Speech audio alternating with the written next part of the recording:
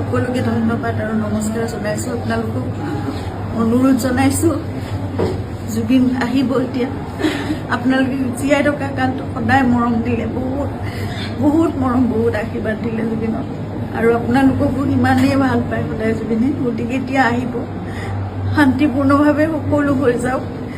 জুবিনৰ যি শেষ যাত্ৰা, সেয়া একো বিঘিনি নঘটাকে সকলো শান্তিপূৰ্ণভাৱে হওক। যিবোৰ কোনোবাই যদি কিবা অকণমান মানে ভাবিছে, কিবা এটা মানে খেলি মেলি হৈছে, কিবা তেনেকুৱা ধৰণৰ সংঘাত সৃষ্টি হৈছে, এই বস্তুবোৰ নহওক, একেবাৰে শান্তিপূৰ্ণভাৱে হওক। পুলিচ প্ৰশাসনে, এডমিনিষ্ট্ৰেশ্যনে আমাক বহুত সহায় কৰি আছে।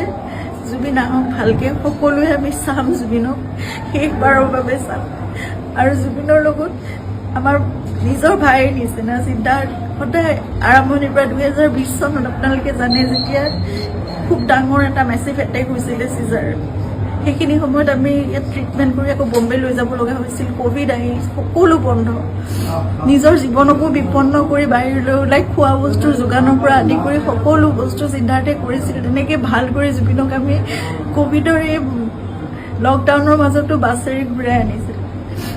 সদায় জুবিন আমাৰ নিজৰ হৈ আছে, আৰু আমি কিবা এষাৰ কথা ক'লেও সিদ্ধাৰ্থৰ কথা জুবিনে কেতিয়াও তাৰ গাত টোপ এটা পৰিবলৈ নিদিয়ে। আজি তাক জুবিনৰ সেই যাত্ৰাত থাকিবলৈ দিয়ক। আপোনালোকে যি তাৰ বিষয়ে, তাৰ বিপক্ষে যদি কিবা ভাবিছে, সেই বস্তুবোৰ আপোনালোকে আপোনালোকৰ মনৰ পৰা উলিয়াই দিয়ক।